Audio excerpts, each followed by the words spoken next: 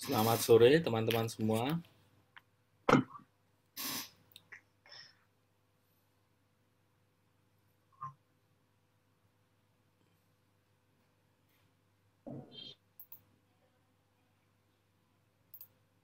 Assalamualaikum warahmatullahi wabarakatuh. Suara saya bisa didengar ya?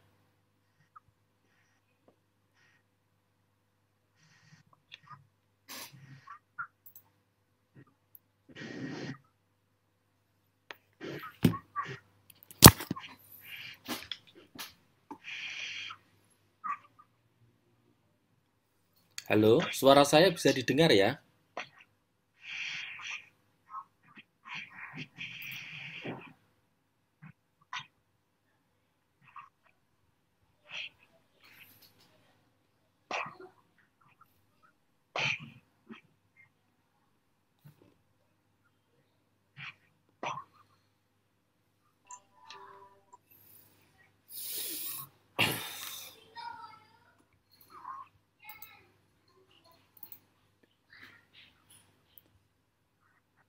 Selamat sore, suara saya bisa didengar ya?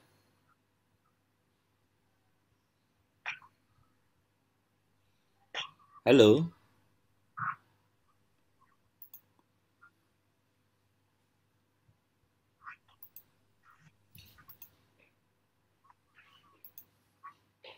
Halo, suara saya bisa didengar ya?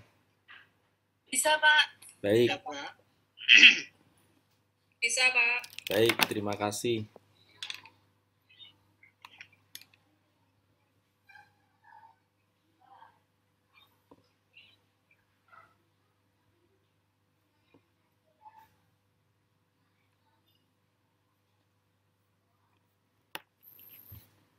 Sebelum kuliah dimulai, saya mohon teman-teman menghidupkan videonya ya.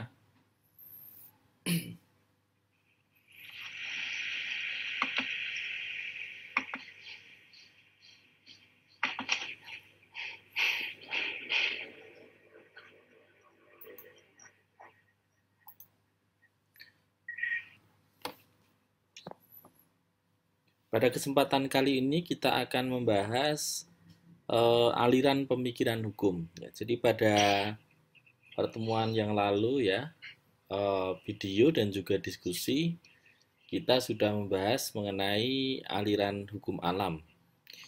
Dan untuk kesempatan kali ini kita akan membahas aliran pemikiran sejarah hukum atau sering disebut juga mazhab sejarah atau mazhab historis. Ini juga termasuk salah satu aliran yang mempertanyakan hakikat hukum. Ya. Apa itu hukum gitu?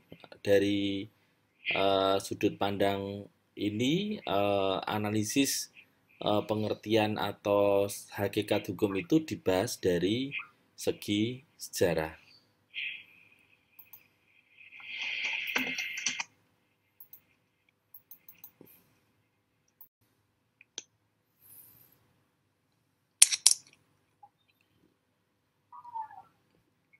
Tokoh terkemuka dari aliran hukum ini adalah Van Savigny ya, seorang ahli hukum dari Jerman yang uh, menjadi pemikir mazhab hukum sejarah. Sebetulnya tesis yang dibangun oleh aliran hukum sejarah ini memiliki persamaan tapi juga sekaligus perbedaan kalau dibandingkan dengan aliran hukum alam. Dan di sisi lain juga memiliki kemiripan dengan positivisme empiris. Persamaan dengan aliran hukum alam adalah terletak pada penyatuan antara hukum dan moral. Jadi intinya begini, dalam mazhab sejarah atau aliran sejarah hukum ini, moralitas itu dibangun untuk menentukan klaim bahwa hukum yang paling baik bagi suatu negara adalah hukum yang sesuai dengan tumbuh berkembangnya masyarakat di negara itu. Itu moralitas yang dibangun. Kalau pada teori hukum alam, moralitas yang dibangun adalah keadilan yang sifatnya universal. Jadi baik aliran hukum alam maupun mazhab sejarah hukum sama-sama tidak memisahkan antara hukum dan moral. Sedangkan perbedaannya, lingkup moral menurut mazhab sejarah tidak bersifat universal, karena tadi klaim bahwa hukum itu yang baik adalah hukum yang sesuai dengan pertumbuhan masyarakat di suatu negara, sehingga sifatnya partikular. Keberadaan setiap hukum termasuk nilai moral adalah berbeda, bergantung kepada tempat dan waktu berlakunya hukum. Jadi tolong digarisbawahi pada sisi ini, hukum dipandang sebagai penjelmaan jiwa atau rohani suatu bangsa.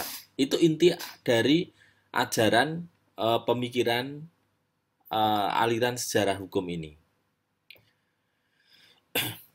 Karena pencetus utamanya adalah von Savigne, maka kemudian mazhab sejarah hukum itu identik dengan apa yang disebut sebagai pemahaman bahwa hukum itu menjadi sesuatu yang dinamis, ya, bukan statis. Jadi tidak ada hukum yang ketinggalan zaman. Mengapa dikatakan dinamis? Karena hukum itu produk dari spirit dan jiwa suatu bangsa yang senantiasa berubah dan dinamis. Ya, karena ada pandangan juga dari sisi lain, mazhab sejarah ini sebetulnya menganggap, nanti di slide-slide akhir itu saya tunjukkan, menganggap bahwa pertumbuhan dan perkembangan suatu bangsa itu seperti pertumbuhan organisme biologis. Jadi terus berkembang ya, dari kecil, kemudian agak besar, dan seterusnya. Sehingga itu dikatakan sebagai sesuatu yang berubah dan dinamis. Bagi mazhab sejarah, hukum terbentuk lewat mekanisme yang bottom up dan bukan top down. Ya, ini kata kunci kedua. Kalau kata kunci pertama tadi apa? Kata kunci pertama dari mazhab sejarah adalah hukum dibentuk dari jiwa bangsa. Kata kunci kedua, hukum dibentuk lewat mekanisme bottom up dan bukan top down. Jadi gambarannya adalah ada perilaku-perilaku dalam masyarakat, kemudian perilaku ini diangkat secara formal sebagai mekanisme atau ketentuan hukum. Hukum adalah bagian dari sejarah. Hukum adalah nilai yang berakar dari jiwa suatu bangsa. Hukum bukan nilai yang dicangkokkan secara arbitrer atau semena-mena. Jadi kalau dalam studi perbandingan hukum itu ada yang dikatakan sebagai transplantasi hukum. Transplantasi hukum itu apa? Pencangkokan hukum. Ya. Jadi hukum dari suatu negara diambil alih untuk diberlakukan di negara lain. Itu dinamakan pencangkokan hukum. Hal-hal seperti itu seringkali gagal. Kenapa? Karena ruang dan nilai sosialnya tidak sama. Ya. Misalnya begini. Dulu pada waktu kita krisis di tahun 98, salah satu tuntutannya adalah reformasi hukum. Dan salah satu wujud dari bentuk realisasi reformasi hukum itu adalah pembaruan hukum kepailitan kita. Nah, hukum kepailitan kemudian, ya, hukum kepailitan itu kemudian diperbaiki ya. Sampai akhirnya ada Undang-Undang Nomor 37 tahun 2004. Kenapa? Karena IMF waktu itu mengatakan kalau terjadi krisis maka nanti akan banyak perusahaan-perusahaan yang bangkrut. Dan perusahaan yang bangkrut itu harus diselamatkan. Nah, di Amerika kalau ada perusahaan bangkrut tidak bisa membayar utang ke debitur, maka dia mengajukan kepailitan ke pemerintah. Ya. Nah, mengajukan kepailitan itu kalau di Amerika adalah sesuatu yang sangat terhormat. Tapi itu kan lain dibandingkan dengan di Indonesia. Orang kan juga tidak mau kalau dikatakan dia pailit gitu. Jadi pada akhirnya kemudian instrumen kepailitan ini tidak banyak membantu. Ya. Kemudian contoh lain apa? Contoh lain adalah kita punya Undang-Undang Resi Gudang. Ya. Jadi Undang-Undang Resi Gudang itu sebetulnya undang-undang untuk bisa menyediakan alternatif pembiayaan. Tapi karena apa? Tidak begitu populer, maka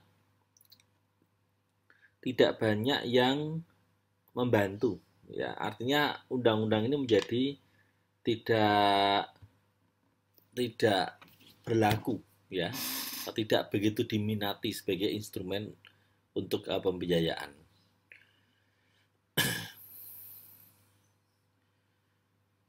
Kemudian atas dasar itulah Safikne melontarkan konsep Volksgeist atau jiwa bangsa ketika menggali hukum suatu bangsa. Dengan demikian, mazhab sejarah sejatinya bukan eksklusif milik Jerman.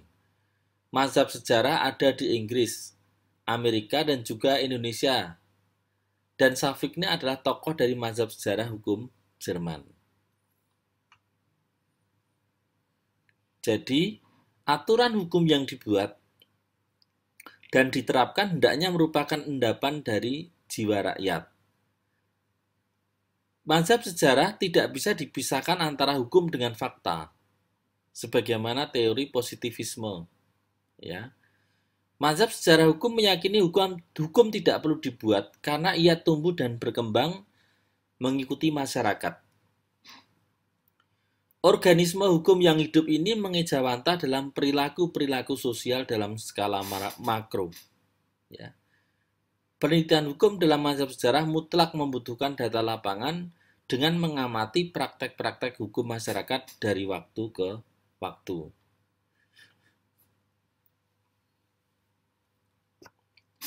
Oleh sebab itu, Safikne tidak setuju dengan ajaran hukum alam. Karena sekali lagi Safikne memandang bahwa hukum itu bagian dari suatu masyarakat. Hukum bukan produk yang secara arbitrer dibuat oleh para legislator, melainkan berkembang sebagai respon terhadap kekuatan impersonal yang ditemukan dalam spirit dan jiwa masyarakat tersebut. Pada waktu itu ya, di pertengahan abad ke-19, Jerman akan melakukan reformasi hukum. Dan rencananya Jerman pada waktu itu akan memberlakukan kode sivil Prancis, ya, kode Napoleon itu. Kalau di kita ya semacam kitab undang-undang hukum perdata itu. Nah, itu ditolak oleh Safikne karena tidak cocok bagi alam pikiran orang Jerman. Dan pada akhirnya nanti Jerman tidak memberlakukan kode sivil Napoleon itu secara serta-merta, tapi disesuaikan dengan kebutuhan masyarakat Jerman. Pernyataan Safikne bahwa hukum bukanlah undang-undang yang dibuat oleh legislator itu merupakan salah satu kelemahan. Karena realitasnya, kalau kita bicara undang-undang, kalau kita bicara hukum, itulah pasti bersinggungan dengan undang-undang.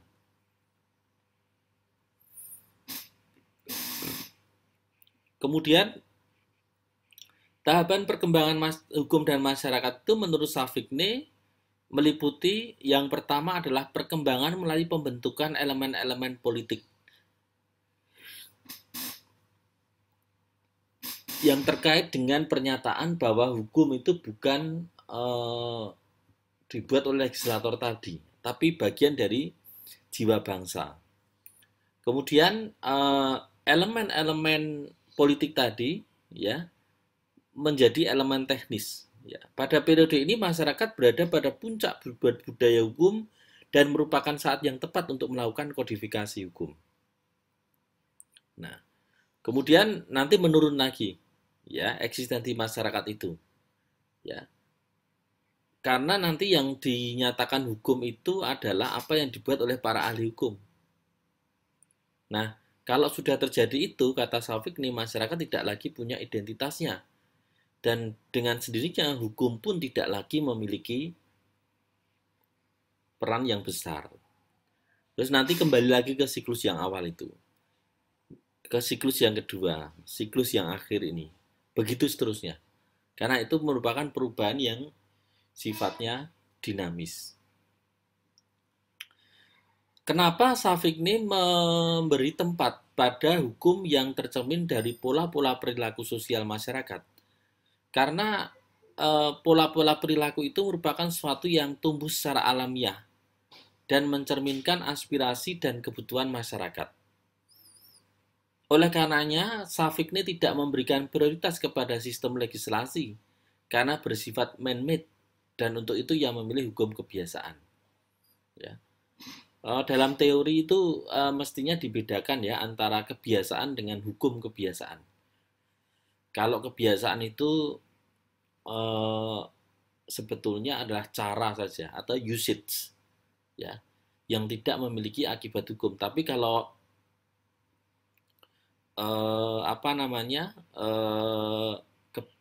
maksud saya hukum kebiasaan itu adalah perilaku yang berulang-ulang di dalam masyarakat dan menimbulkan akibat hukum.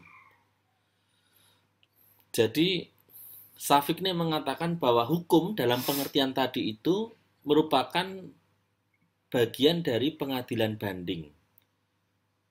Ya.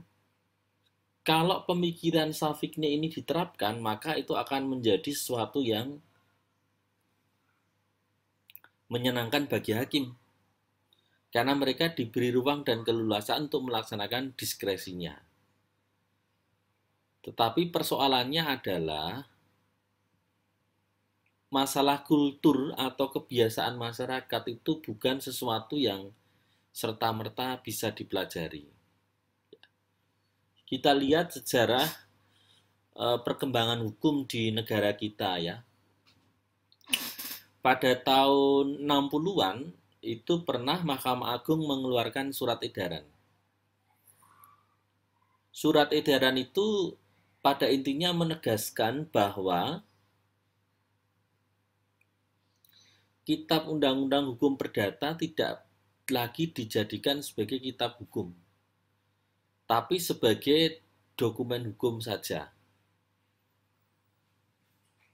Mengapa seperti itu? Ya karena pada waktu itu Bung Karno pengen masyarakat, terutama para sarjana hukum itu mendukung revolusi. Sehingga meminta dengan cepat supaya dilakukan pembaruan-pembaruan hukum. Tapi waktu itu kan tidak bisa dilaksanakan. Sehingga untuk sementara Mahkamah Agung menganjurkan supaya Kitab Undang-Undang Hukum Perdata itu tidak dijadikan sebagai kitab hukum, tapi sebagai dokumen hukum saja. Nantinya para hakim kalau memutus perkara itu harus harus mengambil nilai-nilai yang hidup di dalam masyarakat. Persis seperti pemikirannya Safikne ini. Nah, sekarang Anda bayangkan, ya, misalnya saya orang Jawa, saya hakim yang berasal dari Jawa. Saya paham kebiasaan-kebiasaan masyarakat Jawa. Kalau tiba-tiba saya dipindah ke Sumatera Utara, saya menjadi hakim di pengadilan sana, apakah serta-merta saya akan segera mengetahui kebiasaan masyarakat di Sumatera Utara? Sebagai orang Jawa. Tidak mungkin. Ya. Kisah ini ditulis oleh Daniel Eslev dalam bukunya. Ya. Yang membuktikan bahwa gagasan Mahkamah Agung untuk menjadikan KUH Perdata itu sebagai kitab, tidak sebagai kitab undang-undang tapi sebagai dokumen hukum itu menjadi sulit untuk diterapkan. Artinya ruang diskresi hakim itu ya di sini ya itu diisi dengan apa? Untuk memutus perkara itu gampangannya hakim itu harus menggunakan apa begitu. Kalau itu menggunakan undang-undang, kan undang-undang itu dimanapun akan sama. Tapi kalau menggunakan nilai-nilai atau kebiasaan yang hidup dalam masyarakat, tentu tidak mungkin dengan cepat seorang hakim itu akan segera menguasai apabila dia bukan merupakan penduduk masyarakat setempat. Nah, sehingga pemikiran Safikne mengenai hukum kebiasaan ini menjadi sesuatu yang paling sering dikritik oleh para pakar. Lain daripada itu, yang dinamakan kebiasaan itu apa? Karena dalam praktek itu ada hal-hal tertentu yang dianggap kebiasaan, tapi sebetulnya bukan mencerminkan hak dan kebutuhan masyarakat. Misalnya dulu ada perbudakan. Perbudakan itu tidak merupakan bagian dari hak dan kebutuhan masyarakat, tapi efek dari relasi elit dengan mayoritas anggota masyarakat. Jadi yang merasa punya kekayaan, punya duit banyak, ya dia akan bisa memperbudak orang lain. Itu kan juga kebiasaan yang ada di dalam masyarakat. Tapi kan tidak mencerminkan hak dan kebutuhan masyarakat. Kemudian Safikne tidak menjelaskan apakah masuknya hukum asing dan juga terbentuknya suatu kebiasaan dilakukan secara damai. Karena ada juga pengaruh hukum asing yang memang masuk ke suatu negara misalnya, itu memang dikehendaki oleh masyarakat negara itu. Kita lihat Jepang misalnya. Jepang itu hukumnya dengan sengaja mengadopsi sistem Jerman. Konstitusinya mengadopsi sistem Amerika. Dan itu dilakukan secara damai. Tidak ada tekanan. Kesadaran atau aspirasi masyarakat bukan sesuatu yang sama sekali bebas dari sentuhan faktor eksternal.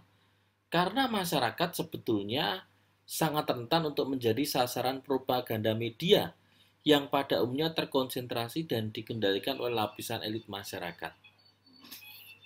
Artinya kelakuan-kelakuan masyarakat, kalau kita lihat dalam sehari-hari ya, relasi-relasi sosial di dalamnya itu tidak secara serta-merta bagian dari otonomisasi masyarakat.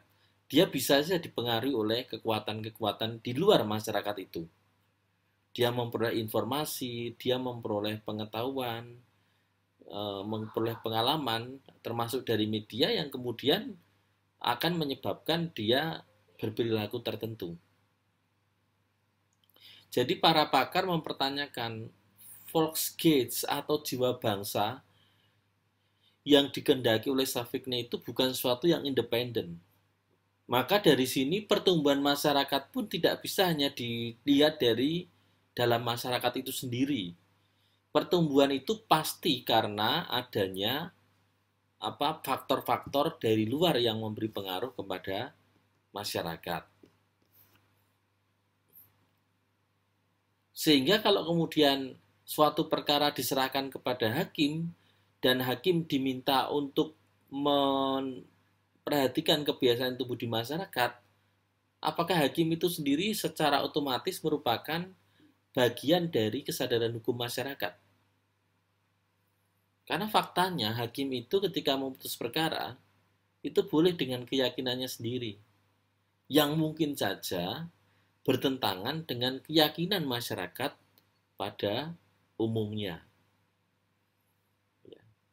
Jadi konsepnya von Safikne itu meminggirkan peranan dari individu, tidak menghargai kreativitas individu.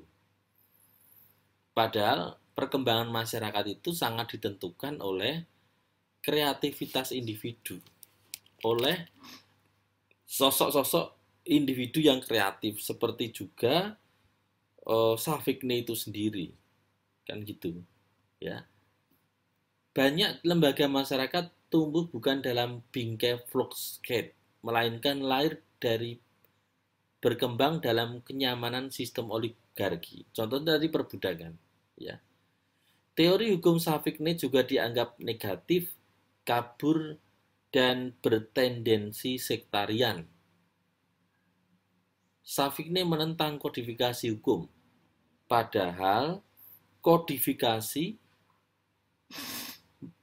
diakui sebagai model legislasi modern yang banyak diadaptasi oleh banyak negara.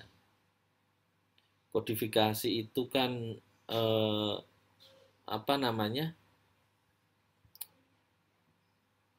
menghimpun berbagai aturan-aturan dalam satu kitab undang-undang kan gitu ya, dalam satu kitab undang-undang.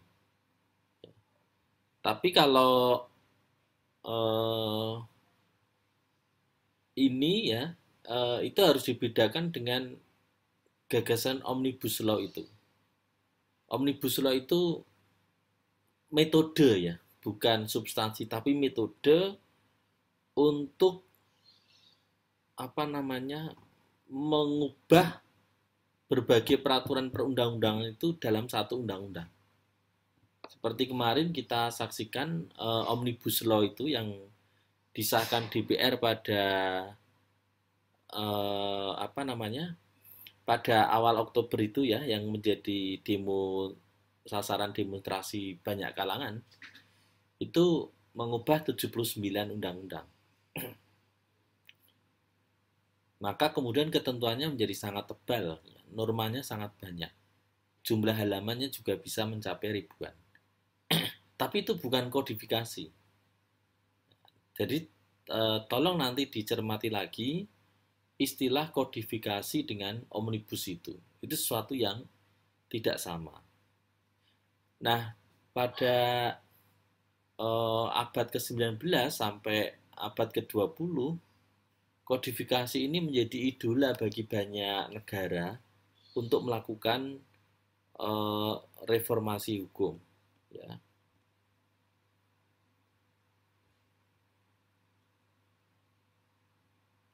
Ya. Prancis ya yang memulai dengan kode sivil Napoleon itu, kemudian diikuti oleh negara-negara yang dikuasai Prancis termasuk Belanda. Belanda membawa ke Indonesia, maka berlaku asas konkordansi gitu ya, penyesuaian. Nah, Jerman kemudian waktu itu akan meniru juga, tapi kemudian tidak mengambil itu. Sikap anti kodifikasi ini menyebabkan perkembangan hukum di Jerman tertinggal beberapa dekade. Ya. Roscoe pun juga mengkritik teori hukum Savikne karena dianggap menghambat reformasi dan modernisasi hukum atas nama Volksrecht. Jadi dengan cepat bisa menimbulkan perasaan a priori gitu. Tidak usah melaksanakan reformasi hukum karena gagasan reformasi itu dianggap bertentangan dengan Volksrecht atau jiwa bangsa itu. Nah, ini kritik yang sering disampaikan oleh para pakar terhadap pemikiran von Savikne. Tetapi walaupun begitu, pemikiran ini bukan menjadi tidak berguna ya. Pemikiran ini tetap bermanfaat karena meyakinkan bahwa hukum itu sebaiknya merupakan sesuatu yang tumbuh dari masyarakat. Ya, sesuatu yang tumbuh dari masyarakat. Dan ini mendorong berkembangnya apa yang dikatakan sebagai ajaran teori apa namanya sosiologi hukum. Ya. Jadi nanti kita bahas sosiological jurisprudence ya, itu berbeda dengan sosiologi hukum. Kalau sosiologi hukum itu orang luar hukum mempelajari hukum. Jadi misalnya sarjana sosial mempelajari hukum, itu kan boleh. Ya, orang ekonomi mempelajari hukum juga boleh.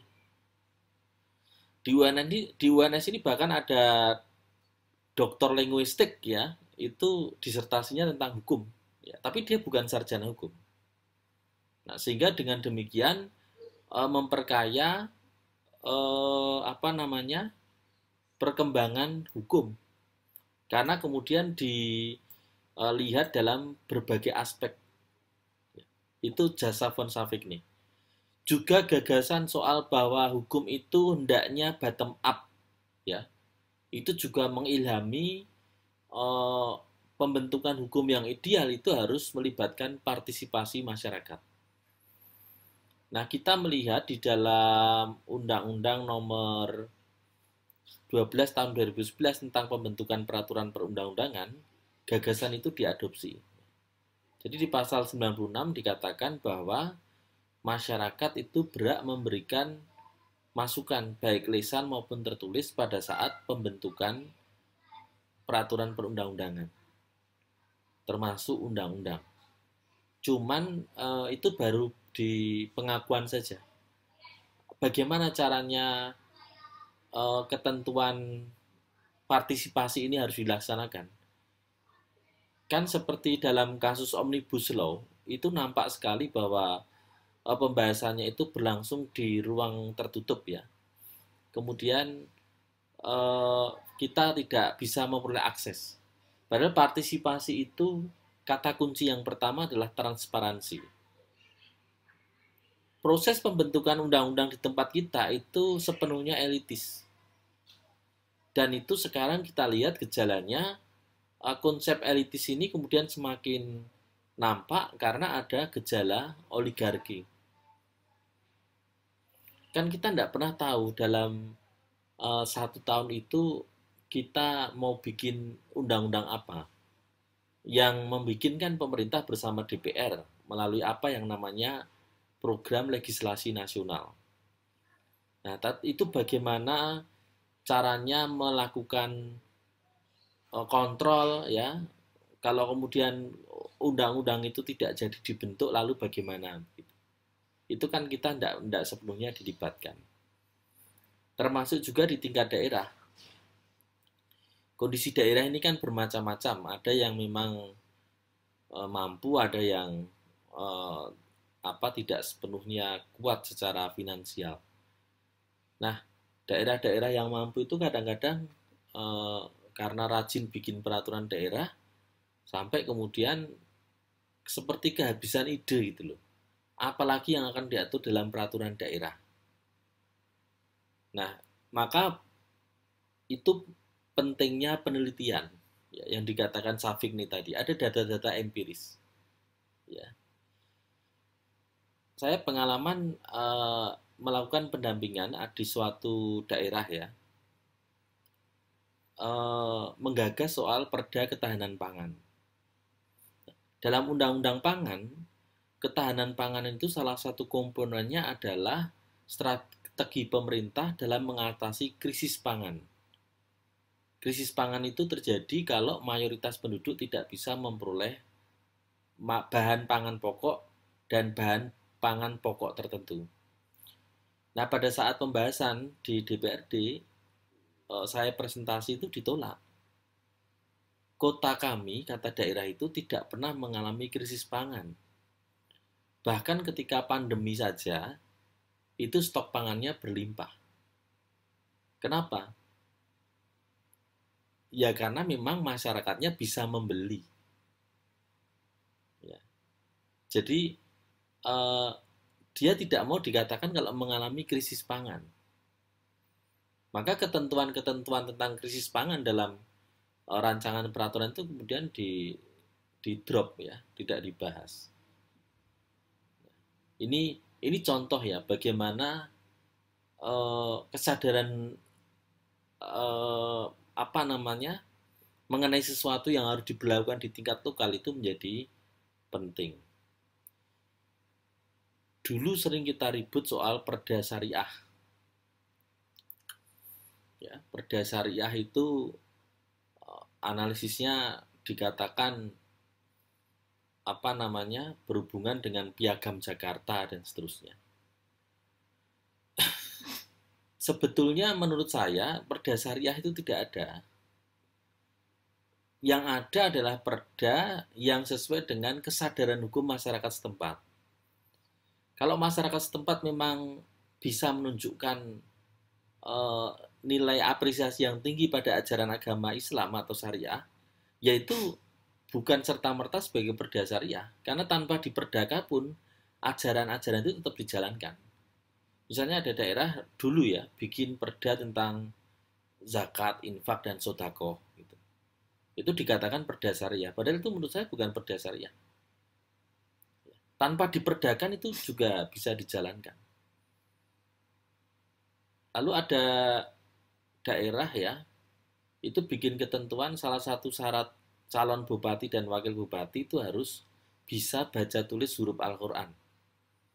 Ya, itu biasa-biasa saja karena memang masyarakat di tempat itu mayoritas beragama Islam dan secara kultural dia dikenal sebagai daerah yang tinggi apresiasinya terhadap ajaran Islam. Jadi kan tidak masalah begitu. Tapi ini kemudian dianalisis dengan pandangan bahwa itu menghidupkan Piagam Jakarta. Piagam Jakarta itu sebenarnya kesepakatan panitia perancang hukum dasar kita pada 22 Juni 1945 mengenai rumusan dasar negara. Tapi itu kan realitanya sekarang sudah tidak berlaku lagi karena rumusannya yang sekarang kita kenal sebagai Pancasila itu tidak seperti yang dihasilkan oleh Piagam Jakarta. Nah, jadi di dalam pengertian sejarah ya, dalam bagian dari kesadaran masyarakat itu sifatnya sangat kompleks ya, sehingga konsep membentuk aturan yang yang sesuai dengan kondisi masyarakat juga tidak gampang. Disitulah peran dari pemikiran Van Savik nih, walaupun dia memperoleh kritik dari banyak ahli yang lain ya.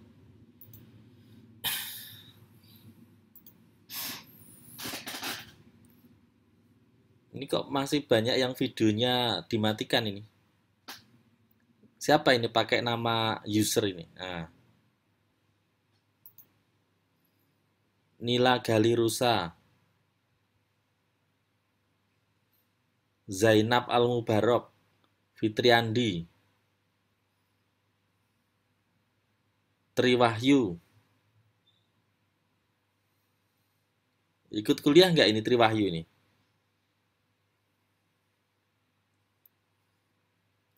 Triwahyu Irianto.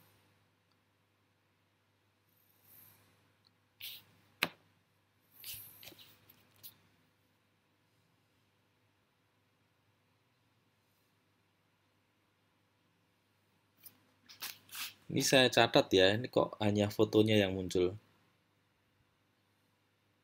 Aditya Kevinanda, Dia Eva Subadra. Ya.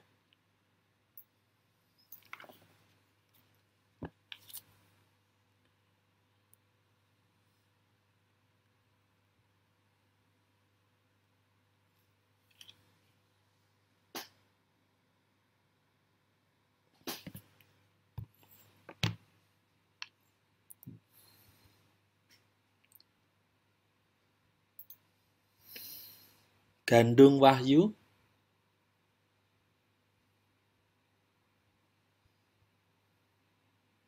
Gandung Wahyu,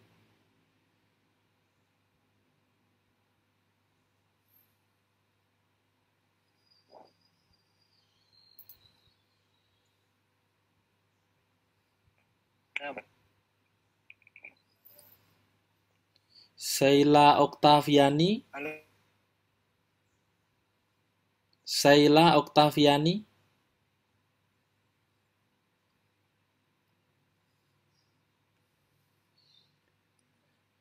Saya mohon izin putus nyambung, Pak. Jaringan lagi tidak bersahabat. Erna ini, Erna Dwi ya? Ya.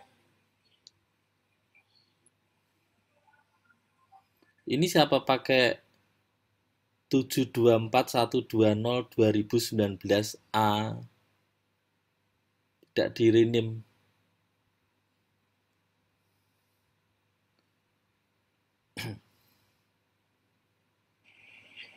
Tapi namanya ada, Pak. Saya nggak baca namanya ini. Cuman ada angka-angka terus ini. Alivia Nurfarah, Pak. Alivia, Nurfarah. kok gelap sekali di mana ini? Kamar, Pak. Wah, kamarnya gelap. Kameranya, Pak, mungkin. Oke. Kalau bisa download snap kamera ya, Ya, oke, mungkin bisa Pak. membantu. Ya. User ini siapa? Yang pakai kata user ini? Mbak siapa itu? Ya, di unmute dulu.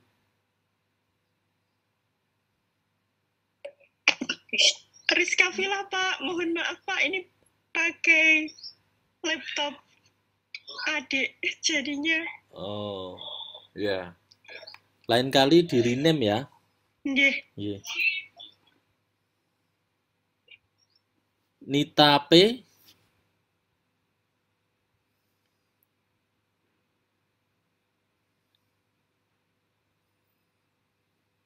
Oke, ya. Eh, kalau kuliah mohon dinyalakan kameranya ya.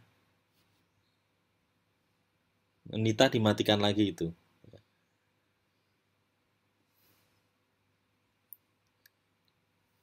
Halo Nita, ada gangguan sinyal ya? Atau sedang di area publik? Di unmute dulu.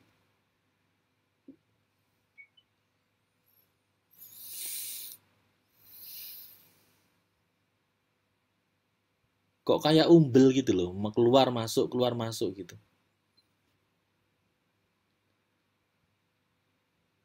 Kalau misalnya sedang mengendarai kendaraan atau ada di area publik, nggak apa-apa, tapi disampaikan di grup ya, atau di kalau ada menu chatnya di situ nggak apa-apa, ya. Karena ini masukan dari teman-teman Anda juga. Pak, kalau S2 mohon diminta teman-teman ngidupin kamera, Pak, gitu. Ya, dulu saya tidak apa-apa karena dulu nggak ada bantuan kuota. Dulu tuh bantuannya cuma 50.000 rupiah, ya. Kalau sekarang kan 50 gigabyte. Saya malah nggak dapat bantuan apa-apa dari pemerintah. Saya juga nggak dapat, Pak. Emang ada ya? Ada itu. Itu prodi yang tahu itu mestinya. Anggaran apa APBN-nya aja 9 triliun lebih kok. SD saja Boleh Pak dapat. minta kuotanya.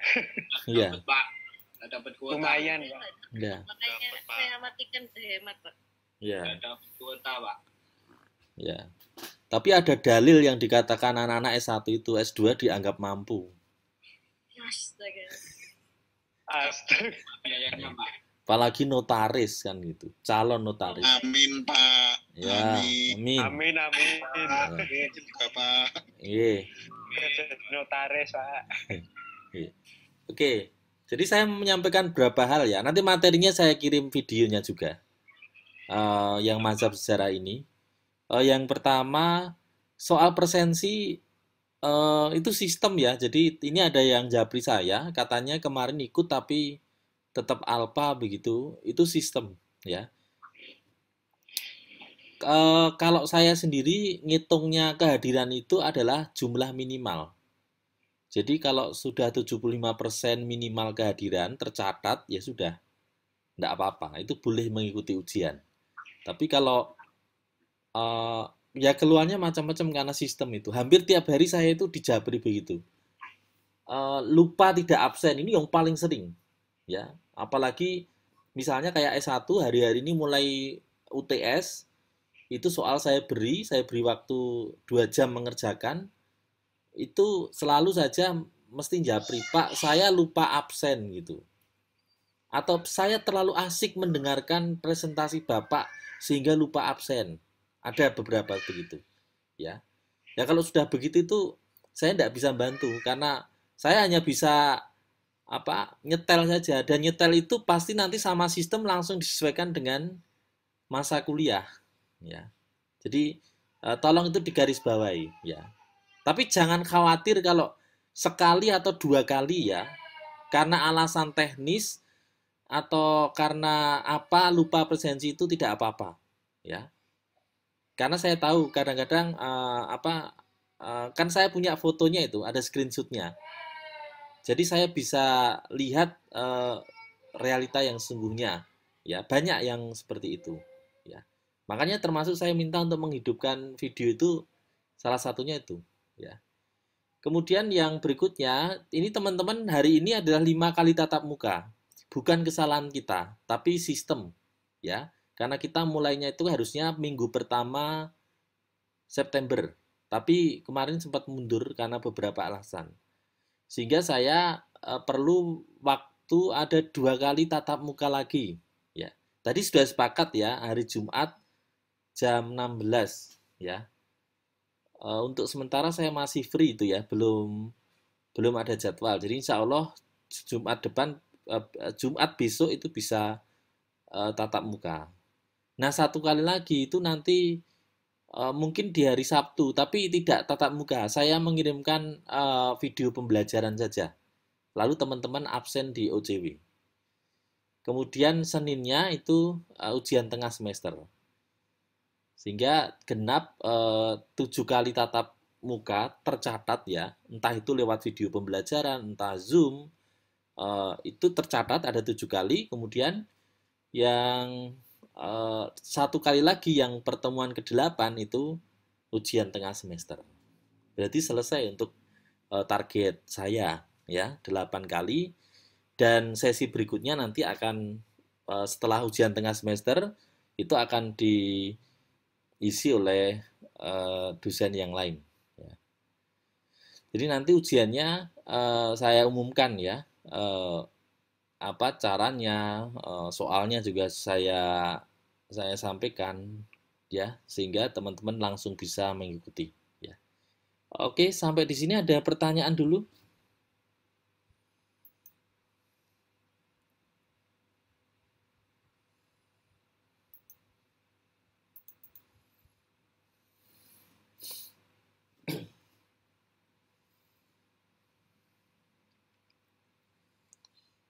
Baik, kalau tidak ada, kuliahnya saya cukupkan sekian.